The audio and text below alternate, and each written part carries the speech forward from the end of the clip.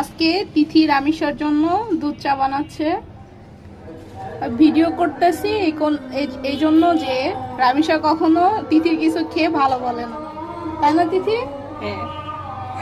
ওকে ওকে, এখন চাটা ঢেলে নিচ্ছে। আউ হাতা লাগতেছে। না এবার ঠিক আছে, চলো আমরা দেখি কে বেশি ভাগে পায়। এটা নিশ্চয়ই আমি ছাড়া আর কেউই বেশি ভাগে পাবে না, কারণ আমি রান্না করছি এই জন্য, মানে বানাইছি এই জন্য। আমি সারা জীবন শুনছি যে ভাগ করে অথবা রান্না করে সে কম খায়, বাট এইখানে কেন উল্টা হয়ে গেল? মাই লাইফ মাই শালা।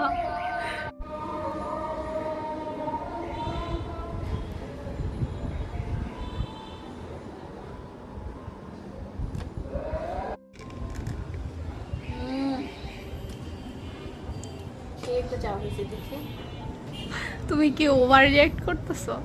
না আসলে অনেক মজা হয়েছে, জীবনে আমরা প্রথম ওর রান্নার প্রশংসা করতেছি।